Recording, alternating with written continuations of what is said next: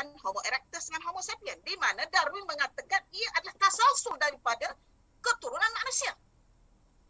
Ada bentuk evolusi, kemudian membentuk dan menjadi kita dalam keadaan sekarang ini hasil daripada evolusi.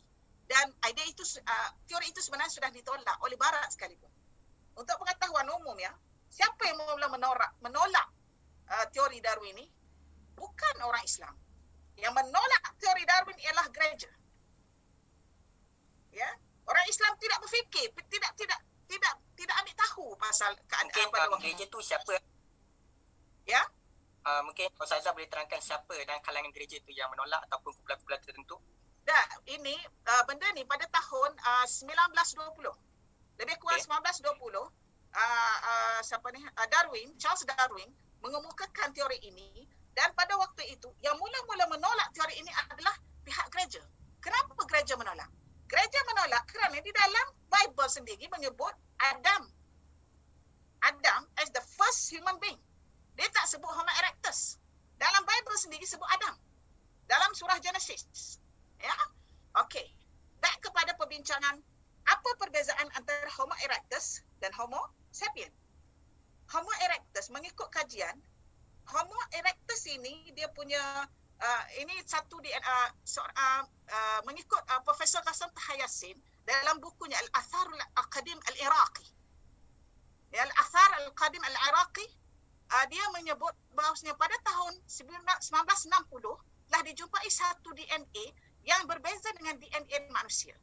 Dan DNA ini bila dikaji, dia adalah bukan manusia tetapi bertubuh badan seperti manusia, yakni berdiri dua kaki seperti kita sekarang. Ya, tetapi apa yang bezakan ialah laisa fi ahsani taqwim. It's not the best creation. What is the meaning it's not the best creation? It's not the best creation in terms of physical and in terms of brain, intellectual, lack of physical. Maknanya kalau kita tengok Homo erectus, even kita tengok elastas yang dikeluarkan oleh Western scholar, you know, dia punya tangan kasar, muka kasar, rambut tak terurus semua, ya. Memang dia bentuk manusia, tetapi dari sudut features itu is not the best creation. Ya, satu. Yang kedua, yang membezakan ialah dari sudut intelektual. Bila Ustazah baca artikel-artikel yang ditulis oleh dalam bahasa Inggeris, ya, bila dia orang kaji, membezakan antara DNA intelektual yang dimaksudkan di sinilah kebolehan berbahasa. Pernah disebut bahawasanya mereka kekurangan DNA, mereka tidak ada DNA FFPO yang saya sebut dalam buku ini. Jadi, bila tidak kekurangan daripada mereka tidak, they lack of receiving info. Benda ini disebut oleh Chomsky. Chomsky ada sebut bahawasanya dalam brain of the human being ada satu markas. Dan ini sebelum Chomsky telah disebut oleh Ibn Khaldun. Dalam kitabnya Al-Muqaddimah, dia kata kebolehan otak manusia ini kebahagi pada dua. Dalam bentuk kudrah lughawiyah, dan dalam bentuk kazbah lughawiyah. Iktisab lughawi. Jadi sekarang ni al-qudrah al-lughawiyah ini benda tu dalam bentuk yang asal. Yang asalnya dia punya, kalau kita kata acuan yang telah diberikan oleh Allah Ta'ala kepada setiap manusia yang bernama anak Adam ini adalah sama je kebolehan berbahasa.